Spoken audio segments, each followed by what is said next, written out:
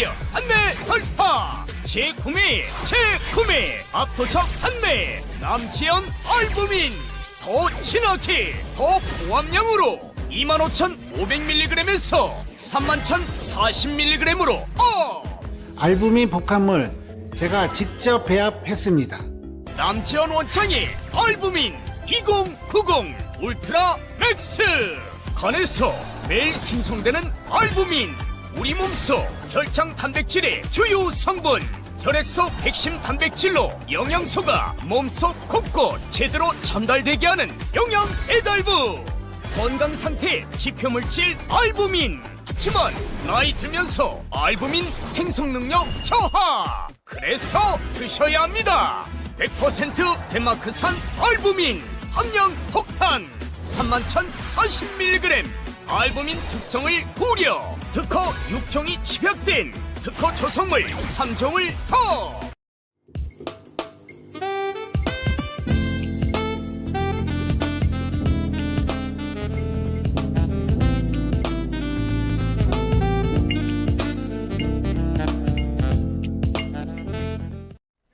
네, 시청자 여러분 안녕하세요. 마이크가 새로 바뀌었는데 어떠세요? 평소에도 제 목소리가 워낙 잘 들렸지만 새로 바뀐 마이크 때문에 목소리가 더 선명하고 또랑또랑하게 들리십니까? 어떠신지 반응 좀 적어주세요. 오늘 기분 좋은 소식들이 많이 들어와 있었죠. 일단 우리 김문수 후보님 펀드가 꽉 찼다는 소식은 무조건 기쁜 소식입니다. 그쵸? 거기에다가 어제 아시아투데이 여론조사에서 40%를 똥! 땅!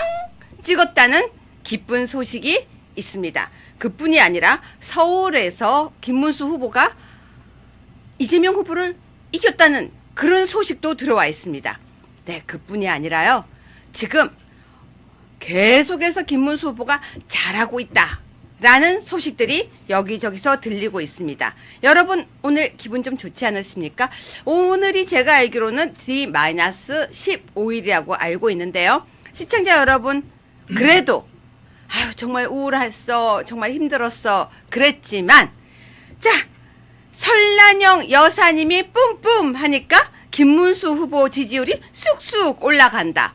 어떻습니까? 오늘 제목 법무법인회 정준계 변호사님 모시고 오늘 방송 시작하겠습니다. 정 변호사님 안녕하세요. 예, 반갑습니다. 쑥쑥 성장하는 우리 김문수 후보님 아주 기분이 좋습니다. 네, 펀드 500만 원을 넣으셨다고요? 펀드 500만 원이면 굉장히 많이 넣은 거 아닌가요? 대단하세요. 자, 어떤 분도 더 또렷하게 들리고 있나요? 자, 정 변호사님. 네. 어떠셨습니까? 지금 지지율이 올라가고 있다고 하는데 어떻습니까? 뭐 예상했던 대로죠. 지금 이 골든 크로스가 언제 있을 거냐에 대해서 두 가지 견해가 있습니다. 네. 어제 이제 그 1차 토론이 있었기 때문에 이번 주 중에 골든 크로스가 있을 거라고 이제 예상하는 사람과, 그럼 이제 저 같은 경우에는 이제 이번 주에는 오차 범위 내로 바짝 달라붙고 다음 주쯤 되면은 이제 역전이 될 거다라고 골든 크로스가 있을 거라고 이제 예상을 했던 사람이 있는데, 현재 분위기로 봐서는 둘 중에 어느 것이 맞는지 이게 쉽게 속단하기 어려운 상황인 것 같습니다. 제가 맞을 것 같다니까요. 그럴까요? 네, 제가 맞을 것 같아요. 내일 정도 되면은 이게 좀 더 빨리 나오지 않을까. 우리 아시아투데이에서 여론조사를 또 이번 주 수요일인가요? 또 한다고 들었거든요. 수요일인가요?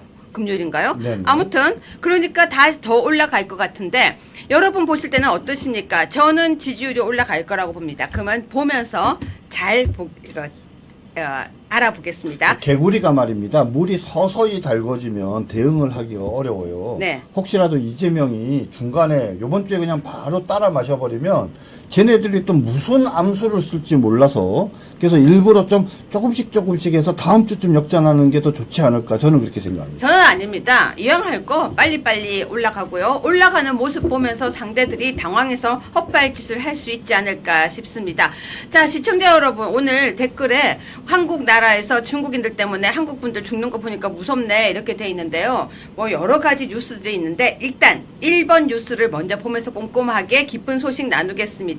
다른 뉴스에서도 보시고 다른 방송에서도 많이 보셨겠지만 또 정준계 변호사님과 유여혜가 분석하는 이재명 48%, 김문수 40% 대선 양강 구도라고 하는 아시아투데이 뉴스를 통해서 저희가 꼼꼼하게 짚어드리겠습니다.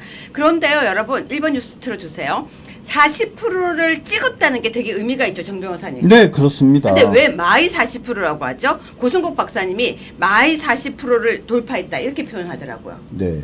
그동안 지금 국민의힘의 우리 김문수 후보에 대해서 30%의 박스권에 갇혔다라고 그렇게 비관적으로 자꾸 주장을 하거나 설명하려고 하는 사람들이 많이 있었어요. 네. 그런데 그게 아니라 40%를 넘었기 때문에 이제 더 이상 그런 30% 가두리 주장을 더 이상 이제 할 수 없는 상황이 돼버렸다는 거죠. 더군다나 지금 이 지지도 여론조사 결과를 보면 되게 긍정적인 게 두 가지인데 하나는 이재명이 50%가 부족하다는 거죠. 네. 저 48이라는 숫자 여러 번 설명드렸습니다. 쟤네들 좌파들의 한계가 48%예요. 그죠? 그 다음에 개혁신당의 이준석과 그 다음 우리 국민의힘 김문수 후보를 합하면 49%입니다. 그죠? 이제는 역전할 수 있는 상황이 됐다. 매우 긍정적인 결과라고 봅니다. 네, 여러분 지금 이재명이 48%, 김문수가 40% 대선 양강 구도라고 했는데요. 아침 TV가 고성국 박사님이 방송에서 이렇게 말씀하셨어요. 김문수 마이 40%대 돌파. 여러분 토요일 날 많이 우울하신 분도 계셨는데요. 마이 40%대 돌파했다는 것은 정 변호사님이 말씀하신 것처럼 그들이 말하는 30%대에 갇혀 있던 것을 뚫고 나온 것도 의미가 있지만 40% 같이 40%인 거예요. 여러분 혹시 이런 얘기 들어보셨나요? 39과 43은 되게 느낌이 다른 거예요. 왜? 하나는 30대, 하나는 40대거든요. 근데 59하고요, 60 하나는 또 달라요. 한 명은 60대, 한 명은 50대거든요. 근데 더 나아가서요, 여러분. 30대하고 20대는 차이가 또 확 나요. 그런 거 있잖아요. 왜 우리가 이야기할 때, 야, 너는 50대 넘었잖아, 40대잖아, 이러는데, 그거 같은 거예요. 이재명도 40대, 김문수도 40대. 우리 같이 40대야. 볼 때는 뭐 몇 프로 차이가 나도. 그럼 같이 40대라는 게 상대에게는 약간 위협적이고 또 우리에게는 뭐가 있냐면 우리 이제 올라왔어. 그 느낌입니다. 자, 그런데요. 여러분 지금 보실 때 어떠십니까? 같이 48, 40% 이렇게 아시아투데이에서 여론조사한 결과를 보면서 어떤 생각이 드십니까? 근데 정 변호사님은요. 이거 딱 보면서 무슨 생각이 들었습니까? 그러니까 좀 구체적으로 들어가서 보면은 김문수 후보는 이제 저 퍼센테이지를 올릴 때만 남아 있고요. 그리고 이재명은 이제 떨어질 것만 남았습니다. 제일 대표적인 경우가 이제 PK인데 PK 지역에서 지금 이재명이 48%, 김문수가 44%로 우리 김문수 후보가 좀 지는 것으로 나와요. 예?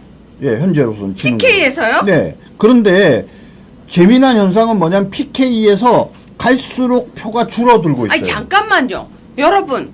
PK는 원래 우리 땅 아니에요? 정 변호사님 이게 왜 예, 그런 거예요? 맞습니다. 근데 그동안 이제 뭐 여러 가지 요번에 이제 보궐선거가 이루게 된 경위 또 그리고 또 민주당 애들이 작정을 하고 또 영남 지역, PK 지역 등에 네. 공을 들였지 않습니까? 그래서 초장에는 이제 그 효과가 나오지만 네. 방금 말씀드린 것처럼 이재명이 오히려 우리 김문수 후보보다 PK 지역, 부산, 울산, 경남 지역에서 상당히 앞서 있었다가 이제는 48대 44로 줄어들었어요. 이게 무슨 말입니까? 앞으로 이재명은 더 빠질 거고 김문수 후보는 더 올라간다는 의미죠. 그래서 아까도 말씀드렸지만 48대 40인데 이재명은 더 올라갈 게 없다는 거예요. PK 지역에서도 오히려 48대 44로 이기는 거로 나왔으니 거기서 더 올라가서 48%가 PK 지역에서 50% 55%가 될 리는 만무하잖아요. 그렇죠? 그럼 거기서 결국은 빠지면 전체적으로 48대 40에서 48이 47이 되고 46이 되고 45가 되고 이렇게 되겠죠. 정 변호사님 이야기 들어보니까 이해가 확 갑니다. 여러분 근데요. 너무 재밌는 여론조사 결과도 있었습니다. 2번인데요. 대통령 비호감도 이재명이 46% 이것도 1등이에요. 비호감도 1등인데 더 재밌는 게 있어요. 김문수 후보도 비호감이 41%예요. 그래서 제가 그 생각을 했어요. 왜 41% 비호감이 나올까? 그런데 비호감이 왜 나왔는지는 이유가 없는데요. 재밌는 것은 이준석 개혁신당 후보가 왜 7%에도 그러니까 대통령이 되면 안 될 후보가 이재명 46, 김문수 41인데 이재명은 7%밖에 안 돼요. 정 변호사님 이거 보니까 안 이상하세요? 근데 거듭 말씀드리지만 이게 숫자가 재밌어요. 보세요. 자, 김문수 후보 비호감이 41%죠. 네. 이준석에 대한 비호감이 7%죠. 네. 자, 두 개 합하면 몇 프로예요? 아니, 아니 48%잖아요. 네. 이 48%가 뭐예요? 요번에 김문수 지지하는 게 48%잖아요. 왜 48%예요? 아까 48대 40이었잖아요. 근데 비호감을 하는데 호남 그 불경요. 그렇죠. 아니 불경이 아니라 지금 대통령 비호감도 비호감도가 지금 김문수가 41, 41 이준석이 7%. 예, 두 개 그 합친 41 더하기 7하면 48. 그 48은 그 48이 뭐냐면 아까 앞에서 말씀드린 누구를 찍느냐라고 했을 때 이재명 48과 똑같잖아요. 그 의미가 뭔데요? 아니 그러니까 얘네들이라는 거예요. 얘네들의 한계가 48. 쟤네라고요. 예, 예. 그 결국 걔네가 이렇게 대답한 거예요. 이재명을 지지한다고 한 48%가 그 48%가 누구를 제일 비호감입니까라고 물어보니까 김문수 이제 41에 이해갔어요. 그다음에 저기 그 이준석 7%에서 41 더하기 7하면 48이잖아요. 네, 이제 이해갔어요. 저 수학이 안 돼가지고 순간적으로 그래서 지금 뭐냐면 이 좌파들은 48이 한계라니까요. 아무리 더하기 빼기 해도 48%를 못 넘어요, 얘네들은. 그러네요. 네. 정 변호사님 이야기 듣다 보니까 더하기 빼기 미안합니다. 갑자기 웃음이 제가 왜 나왔냐면요. 그러면 결국은 이재명도 48에 갇힐 수 있는 거네요. 아니, 그러니까는 48이 그들이 최대라니까요. 더 늘어날 수가 없어요. 근데 저기서 더 빠질 수 있는 거죠. 네. 근데 3번을 또 보면요. 또 재밌는 게 있어요. 아시아투데이 열일하고 있습니다. 그런데요. 이재명과 김문수 중도층 지지율 격차가요. 좁혀졌대요. 정 변호사님 이건 또 무슨 의미인가요? 예, 또 말씀드렸지만 그동안 말입니다. 중도층에서 그러니까 이재명에 대한 지지도가 훨씬 높았죠. 뭐 오차범위를 훨씬 넘어서서 앞섰었는데 요번에 뭐냐면 줄어든 거죠. 그래서 중도층 지지율이 45%고 김문수 후보는 39%에서 격차가 6%입니다. 한 6% 정도 되면 현재 오차 범위 내에 막 들어갈랑 말랑 하는 단계인데요. 요 다음에 이제 여론조사를 하면 어떻게 되겠어요? 이 중도층 지지율이 45%에서 이재명은 더 떨어지겠죠.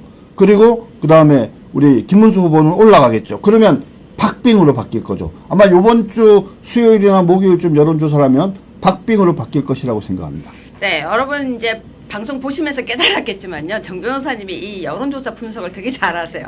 정말 잘하세요. 근데 저는 거기에 비하면 훨씬 하수죠.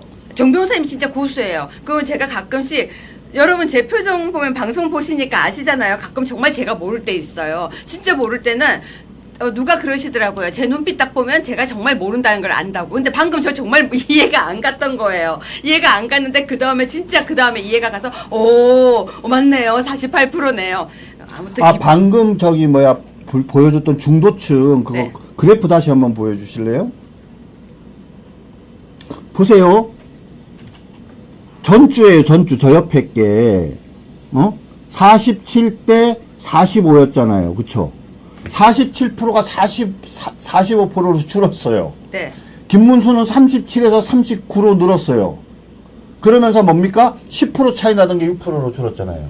그러니까 저는 저거 봐도요. 정 변호사님처럼 빨리 계산이 잘 안 돼요. 그러니까 저 추세대로 하면은 요 다음 주쯤 하면은 한 1-2% 붙는다는 거죠, 바짝 지금. 붙게 되는 거죠. 그럼 이제 그러니까 정 변호사님 말씀을 정리하자면 정 변호사님은 적어도 다음 주면 바짝 붙는다라고 아니 요번 주말을 지나면서 바짝 붙어서 다음 주 한 수요일쯤 되면 이제 역전된다. 네, 저는 또 그렇게 안 봐요. 저는 이번 주에 저는 붙을 거다. 왜냐? 어제 토론이 있었고 곧 또 토론이 있을 거니까 어제 토론 때문에 붙을 거다. 저는 그렇게 본다고요. 그러면 근거는 어딨냐? 근거요? 어제 토론 본 제 결과예요. 네, 4번 보겠습니다. 이 뉴스도 역시 좋은 뉴스예요. 4번 뉴스 올려주세요. 정 변호사님 뵐수록 똑똑하죠. 그쵸? 유한카님, 유 교수님, 공주님 같아서 너무너무 귀여워요. 방금 제가 몰라서 그런 거예요. 공주가 아니고요. 순간 제가 몰라서 그랬던 거예요. 자, 정 변호사님, 이것도 되게 좋은 의미라면서요. 예, 그것도 조금 그래프 볼 수 있게 좀 올려주세요. 밑에 그래프가 있을 거예요. 예, 그렇죠. 지금 대통령 선거 서울 지역 후보 지지도를 보면 김문수가 45.8이고 그리고 이재명이 39.3이에요. 45.8에서 39.3을 빼면 얼마죠? 6.5%죠. 네. 그런데 저게 플러스 마이너스 3.1이니까 뭡니까? 6.2%가 넘어가면 뭡니까? 오차범위 바퀴예요.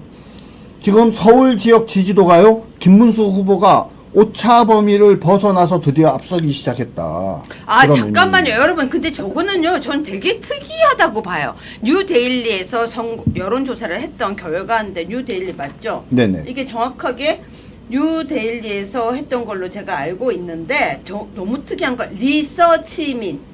뉴데일리 의뢰로 여론조사 기관 리서치민이 16일에서 17일, 그러니까 여론조사 하기 전이에요. 여론조사가 아니라 토론회 하기 전이에요. 전국 만 18살 남녀 2,005명 대상으로 대선 후보 전국 현안 조사 결과 서울에서 45.8, 이 후보 39.3. 근데 이게 굉장히 높은 거예요. 예, 근데 서울에서 이렇게 되기가 되게 그렇죠. 어렵다면서요. 더군다나 지금 이 여론조사가 의미가 있는 게요. 요즘에 대부분 여론조사는 몇 명? 1,000명.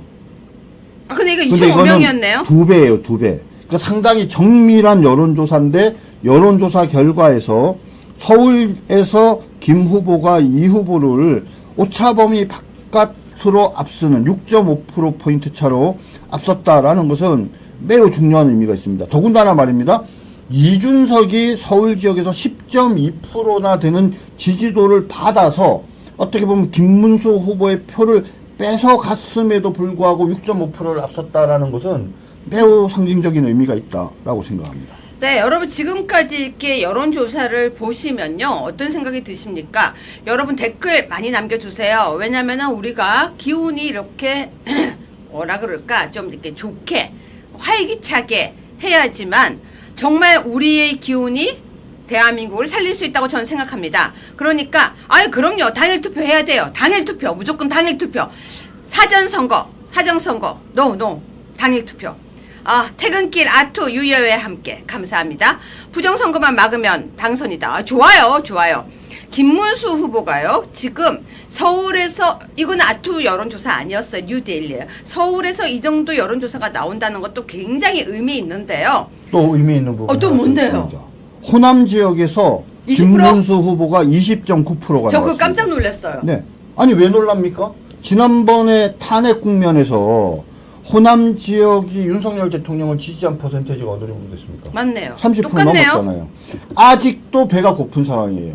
아직도 배가 고픈 상황. 그 호남 지역에서 지금 20.9%를 받는다고 이렇게 높아? 야 이거 근데 시간이 지나면 떨어질 거 아니야? 라고 많은 분들은 그냥 평면적으로 그렇게 생각하시겠지만 지난번 탄핵 국면에서 윤석열 대통령에 대한 지지가 30%를 넘고 거의 40%에 육박했다라는 그 상황을 고려를 하면 아직도 호남 지역에서 20.9%밖에 안 나오는 것은 덜 나오고 있는 상황인 거죠. 네, 여러분 지금 기분 좋죠? 제가 설난영 여사님 시리즈를 지금 몇 개 만들고 있어요. 그래서 원래 오늘도 좀 가져왔고요. 목요일에는 설난영 여사님에 대한 여러 가지 이야기들을 제가 모은 걸 좀 재밌게 해드리려고 해요. 그리고 사실은요, 아투TV의 설난영 여사님을 지금 초대하기 위해서 백방 제가 수소문 중입니다. 조금만 기다리세요. 우리 아투TV에서 지금 전무님한테 좀 힘 좀 쓰시라고 하고 정치부장님한테 힘 좀 쓰시라고 하고 있는데 좀 더 해서 아투에서 여사님을 모셔보려고 합니다. 그쵸? 뭐 여사님을 여기에 모셔서 그 재밌는 이야기 또 진솔한 이야기 들으면 더 올라가지 않을까요? 뿜뿜 하고요. 5번 뉴스를 보겠는데요. 국민의힘에서 하는 이야기 저는 전적으로 지지합니다. 매일 1%씩 올려서 사전투표 전 역전을 목표로 한다. 정말 좋은 얘기죠. 매일 1%씩 올리면 돼요. 매일 1%씩. 그런데 매일 1%씩 올리면 15%가 오르죠. 네, 전 조금 더 욕심내겠습니다. 당분간은 매일 2%입니다. 6번 뉴스입니다.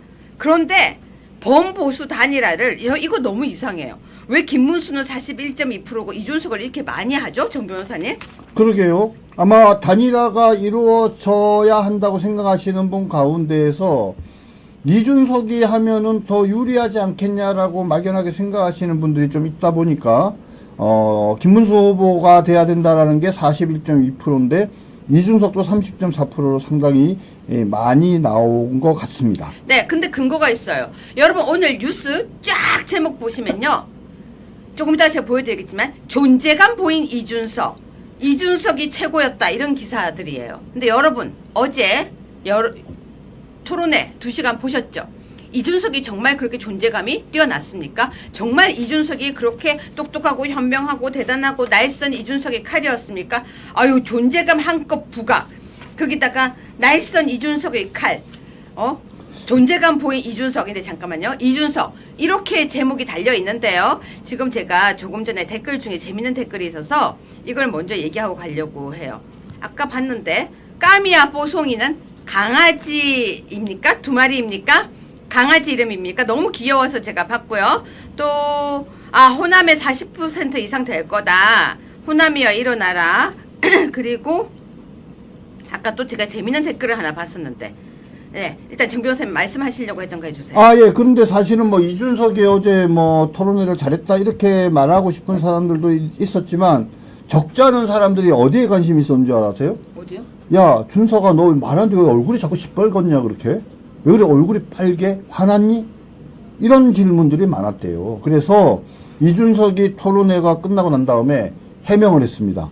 뭐 약을 먹었는데 약의 효과 때문에 얼굴이 빨갛게 나온 거지 제가 흥분한 거 아니에요. 이런 네, 식으로. 저는요 어제처럼 이준석이 이뻐 보이는 거 처음 봤습니다.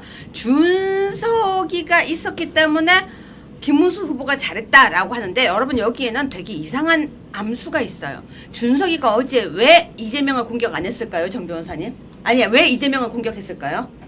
자기 나름대로는 이제 이재명과 1대1 맞다이를 만들어서 이쪽 후보가 되겠다라는 이제 착각을 하고 있는 거죠. 그거 아니에요. 준석이는요 속마음 속에 이런 생각이 있지 않았을까요? 문수의 표를 뺏어오고 싶은. 우리가 박수치고 우리의 표를 뺏어오고 싶은. 예. 여러분 그 표를 뺏어오고 싶은 마음이 아니었을까라는 댓글을 받고 페북을 봤어요. 저는 또 다른 이유도 있었다고 봐요. 뭔데요? 자기가 뭔가 실력이 있는 듯해서 아니 홍준표 말고 저를 국무총리로 써주세요라고 하고 아부한 거 아닌가 하는 생각도 왜 아부를 거기다가 해요?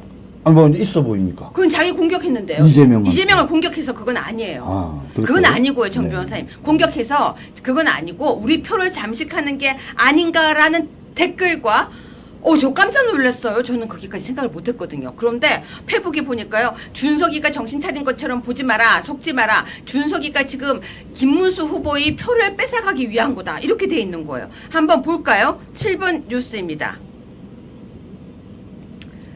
자, 집중 타격 이재명, 침착한 김문수, 존재감 보인 집중 타격 이재명, 침착한 김문수, 존재감 보인 이준석이래요.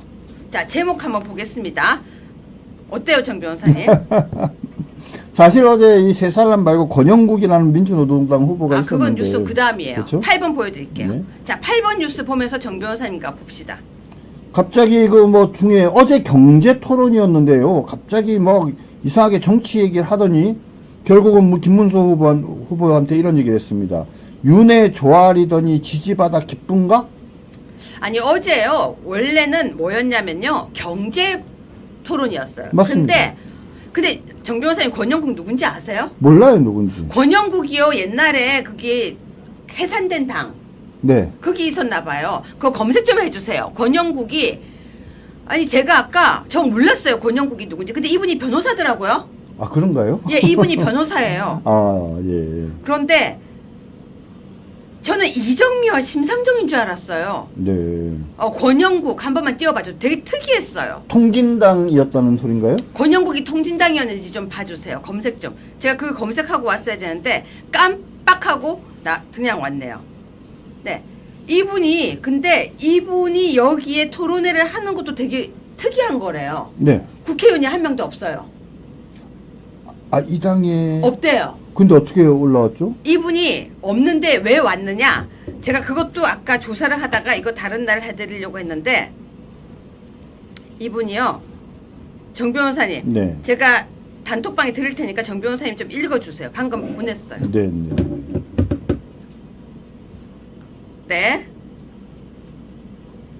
보냈습니다. 네. 아, 이준석이야, 뭐, 당연히 후보 기준이 되는데, 원래 공직선거법에 따르면 국회의원 5석 이상의 정당 후보자, 또는 직전 대선, 비례대표 국회의원, 비례대표 지방의원 선거에서 3% 이상을 득표한 정당 후보자, 4월 11일에서 5월 11일 여론조사 평균 지지율이 5% 이상인 후보자인데, 아마도 이게 비례 국회의원, 비례 대표 지방의원 선거 3% 이상 득표한 정당 후보자에 뭐 그런 해당하기 것 때문에 때문에 왔대요. 네. 저기 PD님, 이분 저기 통진당인지 확인 좀 해주세요. 자, 어머, 까미야 뽀송이 엄마와 딸 강아지, 그쵸? 강아지 이름인 것 같았어요. 민주노동당이 2022년 지방선거 당시에 광역의원 비례대표에서 4.14%를 얻었다고 하네요. 그러니까 그 네, 자격으로 온 거 맞죠? 그래서 자격으로 온 겁니다. 네. 그래서 의원이 한 명도 없는데도 온 거래요. 예, 예. 네, 그리고 민주노동당이 정의당이 이름이 바뀐 건 알고 계시죠? 민주노동당이었어요, 이분이요? 네네. 민주노동당. 네.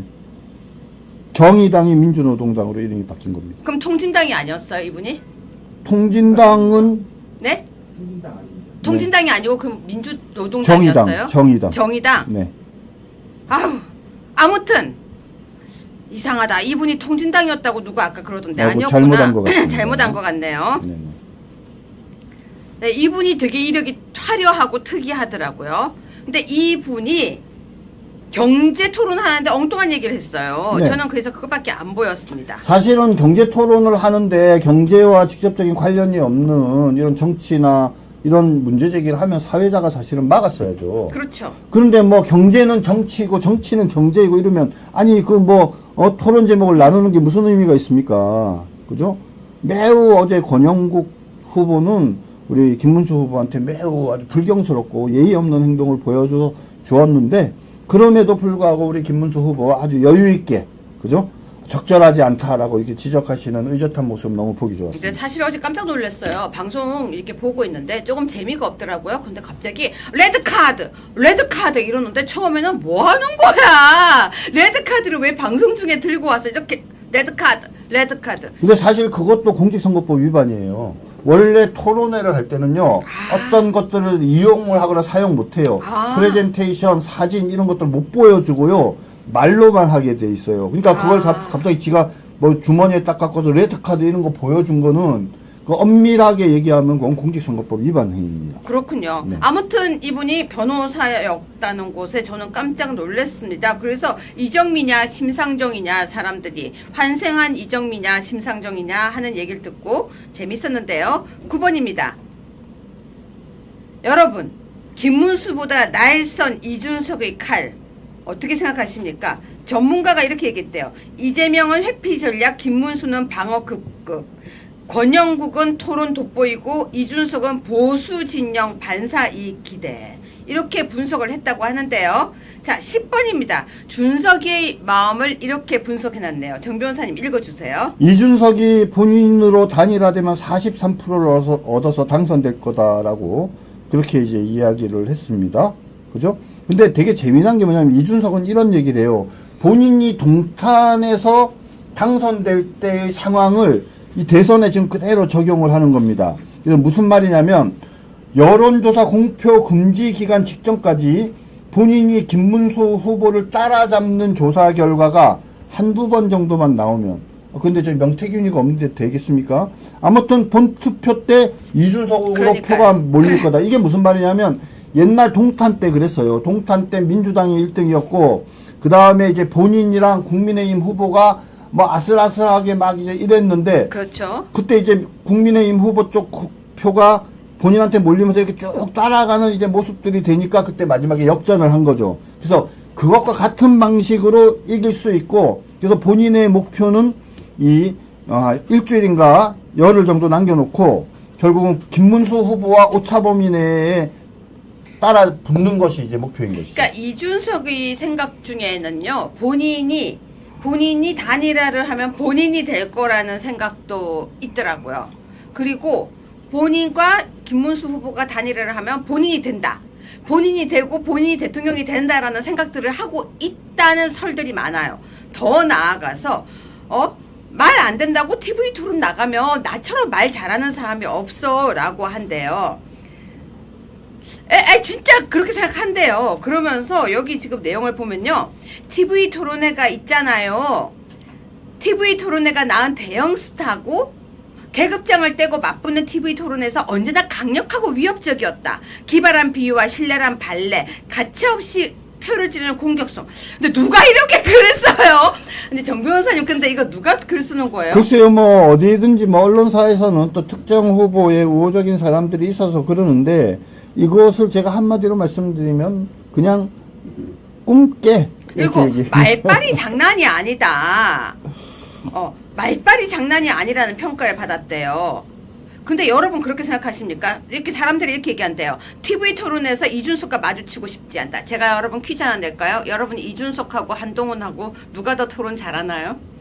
자, 아유 우리 김진숙 언니 감사합니다. 댓글 써주셔서. 자, 그런데 여러분은 TV 토론 보면서 대선 후보들 TV 토론 진짜 품격 있다 싶었나요? 저는 그렇게 안 봤어요. 네, 여러분은 어제 TV 토론 어떻게 보셨는지 모르겠지만 저는 되게 의미 있게 본 포인트가 하나 있었습니다. 12번입니다.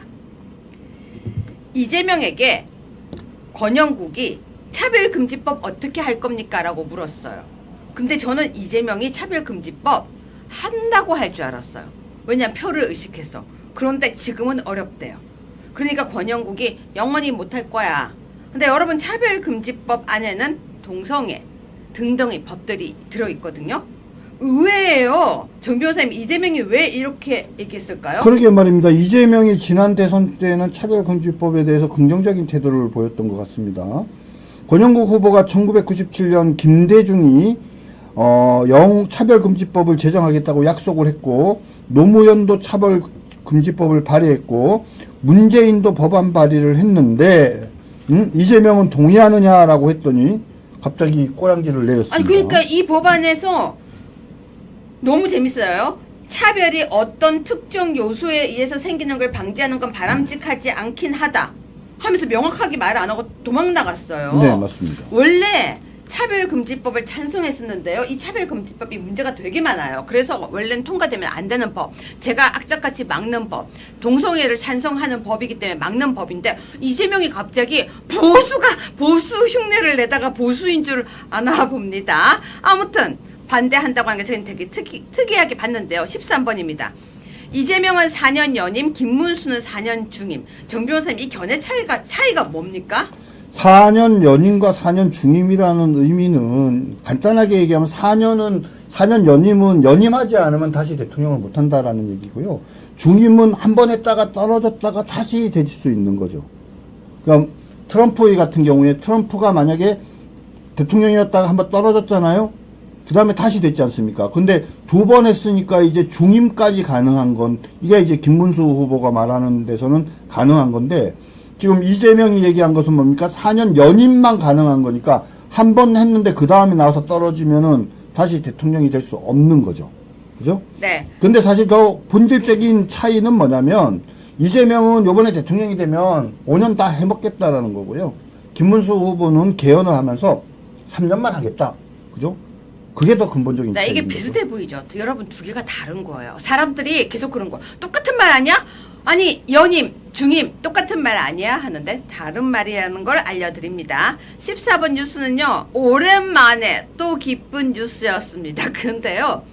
여러분 저 사실은 요즘 저분 마음이 안 편하겠어요. 정 변호사님. 네. 옷값 의혹 압수물 확보했대요. 네, 그렇습니다. 지금 이게 이제 청와대 특수활동비인데요. 이게 그냥 대통령 기록물로 문재인이 숨겨놓고 도망가 버린 거 아닙니까? 네. 그런데 고등법원에서 압수수색 영장을 발부받아서 강제 수사에 나섰고요. 결국은 이제 관련 자료들 아마 나올 겁니다.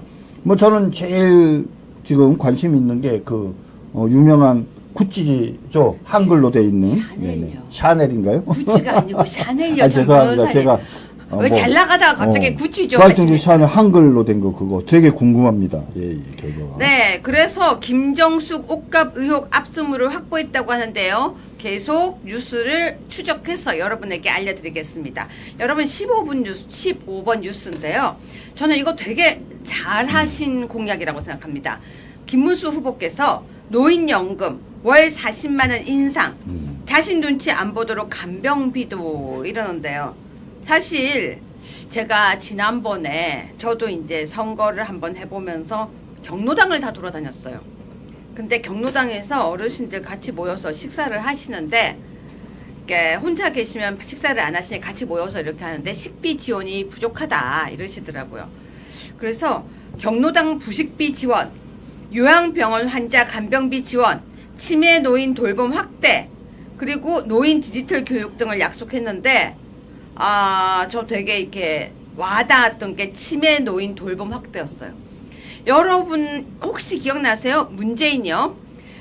치매 노인은 국가에서 관리하겠습니다. 어쩌고 저쩌고 치매 이런데 실제 별로 하고 간 게 없어요.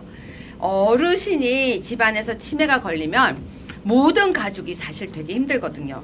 그래서 저는 치매 노인 돌봄 확대는 정말 해야 한다고 생각하고 이제 국가가 나서야 된다고 생각합니다. 특히 어린 아이들 그리고 치매 노인들 여기에 대한 건 국가가 나서야 된다고 생각하는데 김문수 후보께서 이 이야기를 하시는 걸 보고요. 되게 저는 와닿았고 특히 어르신들에 대해서 부식비 지원과 AI 교육 등도 한다고 해서요. 역시 세심하다 생각을 했습니다. 자, 정 변호사님. 네. 오늘요. 어쨌거나 지기현 판사님은 의혹 내용이 사실이 아니라고 이제 뭐 사진을 공개하고 있으니까 이거는 다음에 좀 더 나오는 걸 보고 얘기하는 게 낫겠죠? 예, 더군다나 오늘 그 재판에서 본인이 공개적으로 아니다라고 부인을 했는데 그 다음에 갑자기 사진이 나왔습니다. 네. 둘 중에 하나는 결정적인 타격을 받지 않을까 싶습니다. 근데 정 변호사님 이거는 만약에 그 사진이 관련 없는 건데 진짜 했다면 정말 나쁜 짓이고. 아이, 그럼요. 네, 그래서 이건 좀 더 상황을 지켜보고 얘기하는 걸로 합시다. 네네. 네, 그런데요. 일단 김근식은 언급을 안 해주고 싶었지만 17번입니다. 좀 읽어주세요. 이거 좀 하고 넘어가야 될 것 같아요. 김근식이 윤 대통령을 또에 대해서 한마디 했습니다. 군인들을 사지에 몰아넣고 사죄 없이 탈당한 윤석열 대통령. 함께할 건 정광훈 당이다. 이런 얘기를 했습니다. 김근식은 왜 이렇게 이상한 얘기를 할까요? 예, 김근식은요. 그냥 저기 이준석 당으로 보내버렸으면 좋겠어요. 옛날에 이준석이랑 같이 활동하지 않았나요? 네, PD님 저것 좀 31번 좀 해주세요. 31번. 자, 시청자 여러분, 이거는 여러분한테 안 보여드릴 수가 없어서 가져왔습니다. 참 애매해요. 참 애매해요.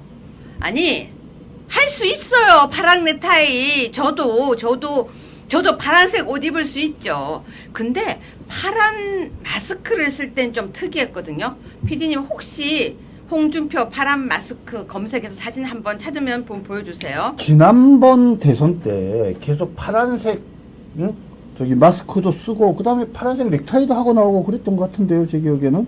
아니 그래서 제가 지금 좀 이상한 건요. 아니, 사실 진짜 잘 모르겠어요.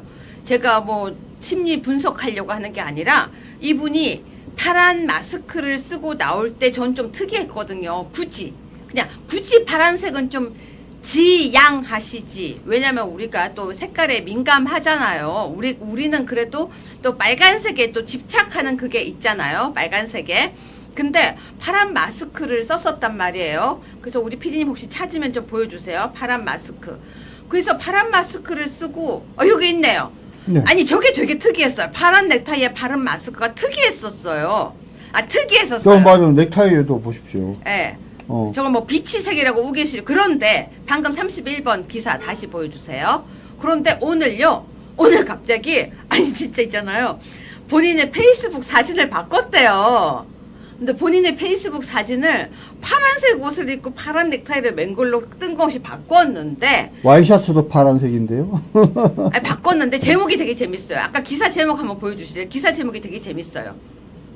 자, 특사단 도착한 날 파란 넥타이로 프사 변경 혹 민주당 지지 선언. 기사 제목이 저거예요.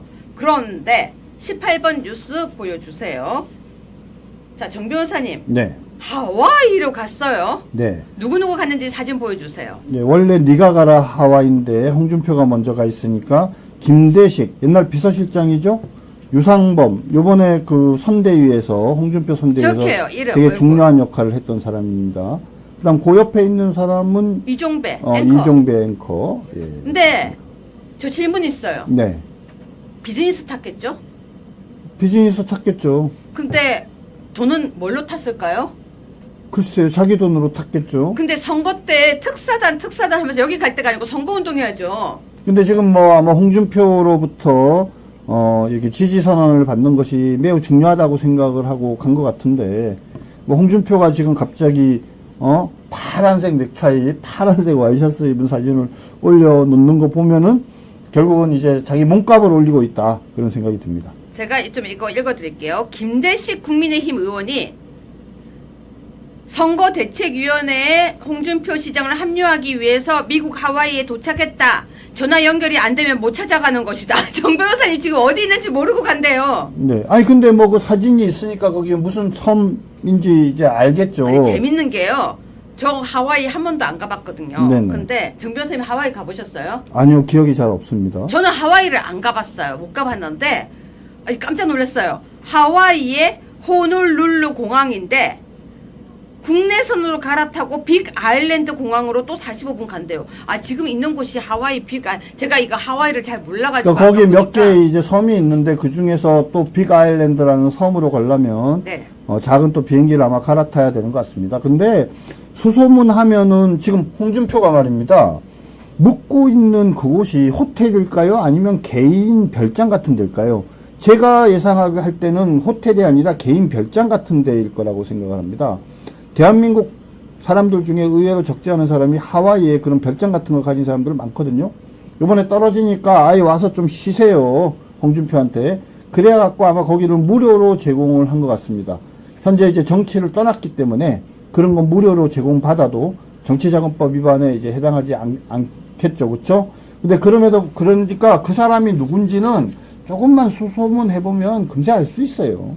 아무튼 저는 깜짝 놀랐습니다. 지금 어디 있는지도 모르고 갔는데 그렇게 얘기해야 재밌잖아요. 그래야 극적으로 만나죠. 아니 그것도 그렇지만 또 도착하니까 파란색으로 받고 있는 게 너무 아무튼 뭐 판단 여러분이 하십시오. 제가 더 이상은 얘기 안 할게요. 왜냐면 하와이에 3명이 간 것도 그렇지만 도착하니까 파란색으로 페북을 막 바꾸는 것도 좀 그렇고 또 이 바쁜 와중에 국회의원 2분이 가는 것도 그렇고 파랗게 잘 바꿔놨네요. 아무튼 판단은 여러분이 하십시오. 저는 참 할 말이 많지만 이렇게 그냥 이렇게 꿀꺽 삼키겠습니다. 19번 뉴스입니다. 19번인데요. 정 변호사님 이건 소개 좀 해주셔야 될 것 같아요. 예, SKT 해킹 문제 때문에 세상이 시끄러운 거 알고 계시죠? 그런데 그 해킹 사건의 배후가 중국 정부의 지원을 받은 해커 집단인 것으로 강력하게 의심이 됩니다. 현재 약 2,700만 건의 유심 정보가 유출된 것으로 보이는데요. SKT 서버에서 발견된 어떤 그 해커 관련된 그 증거물들은 중국과 관련이 있다라고 합니다. 뭐 전문적인 얘기라서 여러분들께 뭐 구체적으로 말씀을 드리지는 않겠습니다만은 결국 이것이 상당히 중국이 뭔가 이렇게 지원하는 중국 정부의 지원을 받은 해커 집단이라는 의심은 상당히 합리적인 의심이다. 네, 여러분 중국 아까 댓글에 무섭다고 하는데 저도 솔직히 저런 거 보면 조금 무섭습니다. 예, 멘트 더 안 하고 넘어갈게요. 아주 재밌는 뉴스를 가져왔어요. 20번인데요. 아까 저희 PD님이 저보고 그러는 거예요. 김상욱이 민주당 갔어요? 그러는 거. 근데 여러분 제가 사실 동영상을 하나 봤어요. 그 동영상이 뭐냐면 김상욱이가 박주민을 형 같이 가 이러고 있는 동영상이었어. 근데 제가 보다가 웃음이 터져가지고 김상욱이 박주민을 너무 좋아하는 거예요. 형 같이 가 형 하면서 갑자기 박주민한테 매달리고 좋아하는데 와 저 진짜 무슨 이상가족 만나도 저렇게 기쁠 수가 없어요. 근데 더 웃긴 거 저 왜 저 두 사람 얼굴이 똑같이 보이죠? 여러분 김상욱하고 박주민을 구분을 못하겠는 거예요. 제가 저 두 사람이 얼굴이 똑같이 보이는 거예요. 제 눈에는. 그래서 제가 어머 저 닮았다 그랬는데 김상욱이 드디어 박주민을 찾아서 정말 형으로 너무 좋은가 봐요. 근데 김상욱이 가서 옷을 파란 잠바를 입더니 또 춤도 추고 있는 거예요. 그래서 저희 PD님이 너무 또악하다는 거예요. 근데 사실 이 사람보다 옛날에 이현준 더 했어요. 이현준은요 더 했어요. 그리고 이현주 뭐 조경태 이런 분들 다 그쪽 사람들이었어요. 우리가 지금 잊고 있지만 근데 21번 보면 이분이 진짜 뜨악한 거예요. 진짜 뜨악은 이분이에요. 왜? 김용남 정 변호사님 네. 이재명이 DJ 꿈 이룰 사람이래요. 근데 이분은 국민의힘의 국회의원 아니었어요? 그런 맞습니다. 그거 맞죠? 제 기억 맞죠? 네네. 새누리당이지 그게 국회의원 맞죠? 예. 개인적으로는 우리 저기 제 대학 후배고 우리 검찰에도 같이 근무했던 친구인데 아유 좀 뭐 하여튼 뭐 여보 지난번에 이제 수원에서 공천 받으려다가 전략 공천은 한동훈이가 전략 공천하면서 열이 확 받아가지고 그때 개혁신당을 갔었죠, 그죠? 근데 개혁신당에 또 가서 이준석이랑 아마 합이 잘 안 맞은 것 같습니다. 결국은 본인이 다시 이쪽으로 돌아올 수도 없고 본인이 정치적으로 살 수 있는 유일한 방법이 바로 이재명한테 귀순하는 거라고 생각을 하고 저기를 간 것 같은데 선배로서 용남아 왜 그랬어 이렇게 이야기하지 않을 수 없네요. 자, 여러분 지금 이 뉴스도요. 생각해 볼 거리가 많아서 제가 가져왔습니다. 24번인데요. 그때 그 기억나세요? 미역국이 없는 미역국을 끓이고 있는 얘기를 했었는데 구전일은 싫대요. 근데 급식 로봇은 설치하지 말래요. 그래서 지금 되게 급식이 문제가 있다고 합니다. 근데 깜짝 놀랐어요. 로봇가요. 국도 다 끓이고요. 라면도 다 끓이고요. 로봇가 진짜 나중에는 음식 다 하겠습니다. 이러다 보면 정말 조리사들 설 자리가 없는 거 아닌가 싶습니다. 25번입니다. 정 변호사님. 네. 이거 소개 좀 해주세요. 무섭죠? 아니 그 초등학교 6학년들이 말입니다. 담임 선생님을 쫓아내려고 작당을 해가지고 무슨 아이 혁신당이라는 걸 만들어가지고 역할을 막 서로 분담을 했대요. 선생님을 화나게 하는 사람, 선생님 말씀을 녹음하는 사람 이런 식으로 해가지고 거짓 소문을 퍼뜨리고 그리고 동조하지 않는 동급생을 따돌리거나 괴롭히고 막 이래가지고 그 와중에 결국은 학부모가 얘네들이 한 말이 진실인 줄 알고 선생님을 아동학대로 신고까지 하게 됐답니다. 나중에 조사를 해보니까 다 허위인 거죠. 한마디로 얘기하면 무고죠, 무고 사실상. 그래서 경찰에서 조사를 한 뒤 불송치가 됐고 검찰도 불기소 처분을 내렸는데 문제는 뭐냐? 학교에서는 말입니다. 그 교사를 다른 학교로 발령을 했대요. 어떡하면 좋아요. 네. 근데 여러분 초등학교에서요 아이 혁신당이라는 걸 만든다는 게 소름 끼치지 않으세요? 그리고 작전을 짜서 선생님을 몰아내기 위해서 계획을 세운다는 게 정 변호사님 상상도 못할 상상도 일이죠. 못하죠. 그러니까 우리가 그 이문열의 소설 우리의 일그러진 영웅들에 나오는 엄석대라는 친구가 있는데 그 친구도 뭡니까? 선생님을 존경하면서 선생님의 권위를 붙어서 이제 못된 짓을 했는데 이건 그게 아니라 선생님을 거의 뭡니까? 학생들이 그냥 드자비를 하는 세상이 이렇게 많이 바뀐 것 같습니다. 네, 여러분 이렇게 무서운 세상이 되어가고 있는데요. 더 무서운 뉴스 하나 보고 설란영 여사님 기사를 소개해드리겠습니다. 26번입니다. 4년간 건강보험 취득 내국인이 33,000명이 줄었어요. 근데 중국인이 26,000명이 증가했어요. 대한민국 건강보험은 세계적으로 잘 돼 있는 보험인데 중국인이 26,000명이 증가했는데요. 우리가 중국에 가면 이렇게 보험 혜택을 못 받는데요. 근데 보험도 상호주의여야 하는데 아니 정 변호사님 왜 이렇게 중국인이 늘죠? 그러게 말입니다. 우리 같은 경우에 지금 건강보험의 혜택을 받을 수 있는 요건이 너무나도 지금 뭐냐면 이렇게 좀 완화되어 있는 거죠. 그리고 방금 말씀드린 상호주의나 이제 이런 것들을 전혀 적용하지 않다가 보니까 사실은 중국인들이 지방선거할 때 투표하는 것도 뭐 보통 문제가 아니지만 건강보험 혜택을 사실 별로 돈도 안 내면서 저렇게 혜택을 받는 것 자체는 매우 잘못된 것이라고 생각합니다.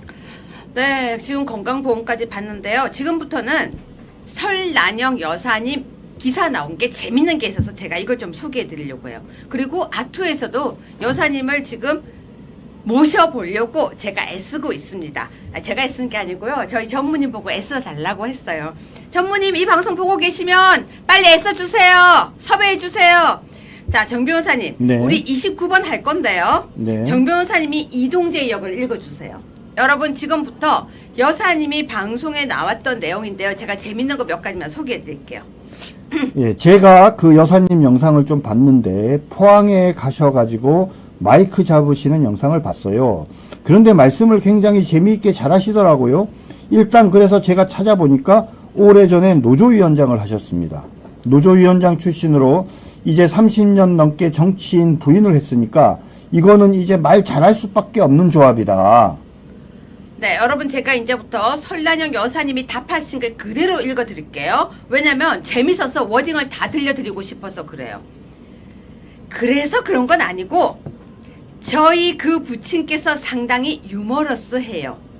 그래서 저희 부친의 그런 DNA를 조금 닮지 않았나? 이런 생각이 듭니다. 그래서 어릴 때부터 제가 조금 사람들한테 좀 재밌게 해주려고 하고 좀 즐거운 그런 분위기를 만들기 위해서 하다 보니까 그게 이제 몸에 좀 배기도 하고 이거는 노조위원장하고는 상관이 없습니다. 여러분 되게 재밌지 않아요? 말 되게 잘하고 되게 잘하시네요 하니까 본인의 부친이 되게 재밌어서 그걸 닮아서 사람들 재밌게 해주려고 하다 보니까 내가 몸에 배서 좀 재밌어. 노조위원장하고는 상관없어. 정 변호사님 이거 되게 재밌지 않아요? 아, 사실은 노조위원장이 재미난 노조위원장이 어딨어요. 그놈해야죠. 그러니까 이분이 되게 재밌는 분이신 거예요. 네네. 자, 그 다음요. 아, 치열하게 살아오셨어요. 그렇게 노조위원장 하실 때 김문수 후보님을 만나게 되신 거잖아요. 어떻게 만나게 되신 거예요? 저희가 이제 그 상급 단체에 가 있는데 어느 날 우리 김문수 후보가 문을 열고 딱 들어오는데 그때는 이제 노조위원장이라고 하신 분들은 보통 30, 40대, 50대 조금 이제 연륜이 있으신 분들이었어요. 주로 이제 남성분들. 사업장의 상급 단체 김문수 후보가 들어오니까 젊었어요.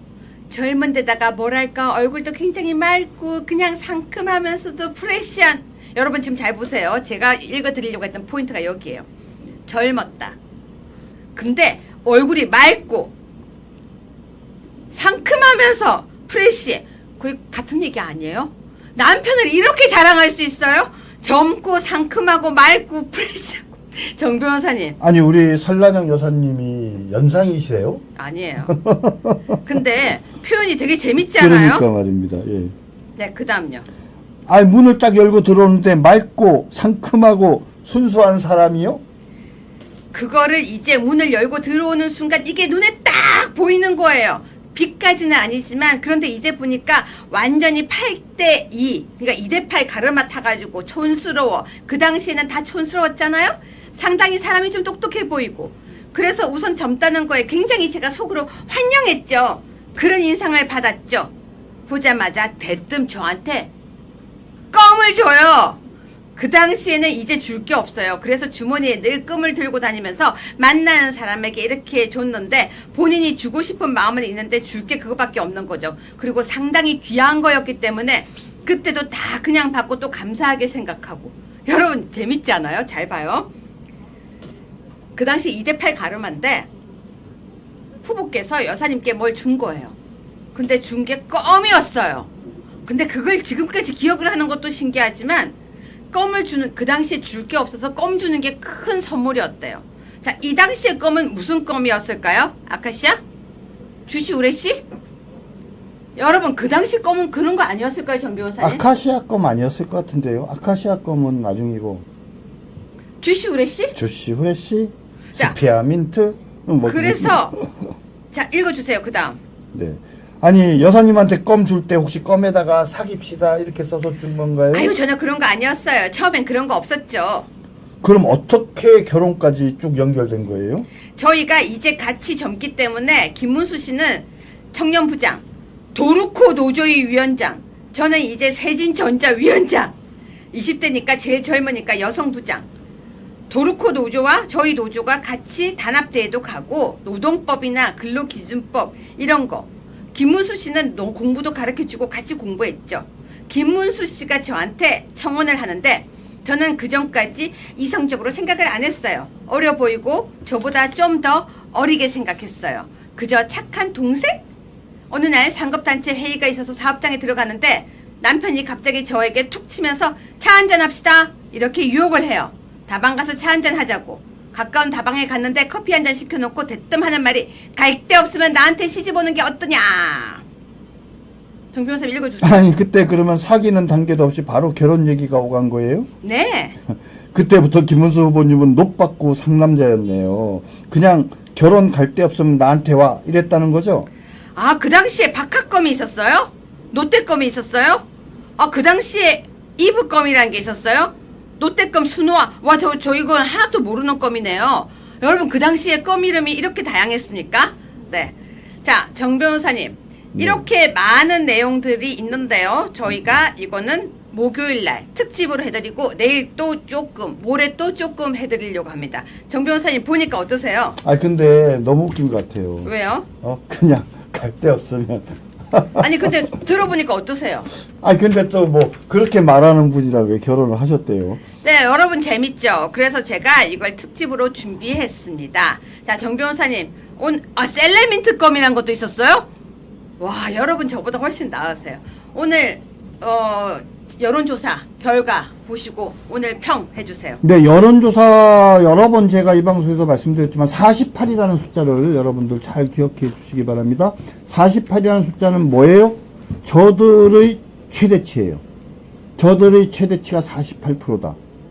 문재인이 2017년도에 그 좋은 여건 하에서도 얻은 표는 48.1%밖에 되지 않습니다. 그죠? 그리고 지금 이재명은 떨어질 것만 남아 있는 상황이고, 그 김문수 후보는 이제 올라갈 것만 남아 있습니다. 여러 가지 어떤 변화의 조짐이 보이고 있습니다. 철옹성 같았던 서울 지역에서 지금 여론조사 결과가 이미 뒤집혀서 오차 범위를 벗어나고 있습니다. 빠르면 이번 주, 늦으면 다음 주쯤 되면 초접전 상태 내지는 역전 상태에 갈 거라고 생각을 합니다. 그죠? 자신감을 가지시고 희망을 가지시고 그죠? 끝까지 주변 분들에게 그 똑같은 경기도지사를 했지만 얼마나 격이 다른지를 잘 설명해 주시는 우리 시청자 여러분들이 되셨으면 좋겠습니다. 아, 여러분 덕분에 껌 이름을 되게 다양하게 봤습니다. 이브금이라는 거 듣고 보니까 기억이 나고요. 옛날에 이렇게 껌종이 말아가지고 막 종이학도 만들고 껌종이 이렇게 말아가지고 그 안에다 글씨도 쓰고 또 껌 이렇게 하나씩 주면서 껌 씹을래 했던 추억이 생각나는데 요즘은 그런 낭만도 없어진 것 같습니다. 간포항이라는 곳은 혹시 저기 맞나요? 경주 쪽에 있는 간포바다 몽돌 해수욕장 맞나요? 제가 되게 좋아하는 데. 인삼껌! 맞다! 인삼껌 그런 것도 있었고요. 커피껌도 있었어요. 맞아요. 자, 정 변호사님 알부민 잠깐 드리고요. 제가 바로 또 하겠습니다. 새롭게 일요일 땐 알부민 2090 울트라 맥스 소개해드립니다. 알부민은 간에서 만들어지는 혈관 단백질인데요. 간과 심장, 피로회복, 신체 기능 강화에 도움이 된다고 합니다. 단독 특가 이벤트 준비했는데요. 2박스 구매하시면 1박스 더 드리는 파격적인 이벤트 진행한다고 하니까요. 아래 번호로 전화 주셔서 주문해 드시고 환절기 건강관리 하세요. 자, 시청자 여러분, 방금 제가 읽어드렸던 설란영 여사님 인터뷰 잠깐 대화해보니까 어떻습니까? 많이는 못해도 제가 조금씩 해드리려고 하는데요. 여러분 괜찮습니까? 괜찮다고 하면은 더 잘 준비해서 오겠습니다. 저는요, 은단껌! 맞네요. 은색. 저는요, 여러분, 지지율이 이렇게 가자! 쭉 올라가기를 바랍니다. 우리 모두의 염원과 소망을 담아서요. 지지율이 올라가기를 정말 기도했으면 좋겠습니다. 오늘 방송 함께해 주셔서 너무 감사하고요. 법무법인회 정준계 변호사님 그리고 박경련님 그리고 우리 승주 PD님 너무 다 감사드리고 방송 들어주셨던 모두 감사드립니다. 여러분 우리 마무리하면서요. 다 같이 김문수 후보 화이팅 외치면서 마무리하면 어떨까요? 저는요. 이 기운이 내일 지지율, 모레 지지율 더 뿜뿜. 자, 오늘 방송 제목 한번 읽으면서 가겠습니다. 설란영 뿜뿜하니 김문수 쑥쑥 간다. 자, 골든 크로스로 출발! 여러분 감사합니다. 내일 5시에 뵙겠습니다. 100만명 판매 돌파! 재구매 압도적 판매 남지연 알부민 더 진하게 더 고함량으로 25,500mg에서 31,040mg으로 알부민 복합물 제가 직접 배합했습니다. 남지연 원장의 알부민 2090 울트라 맥스 간에서 매일 생성되는 알부민 우리 몸속 혈장 단백질의 주요 성분. 혈액속 핵심 단백질로 영양소가 몸속 곳곳 제대로 전달되게 하는 영양 배달부. 건강 상태 지표 물질 알부민. 하지만 나이 들면서 알부민 생성 능력 저하. 그래서 드셔야 합니다. 100% 덴마크산 알부민 함량 폭탄 31,040mg. 알부민 특성을 고려. 특허 6종이 집약된 특허 조성물 3종을 더.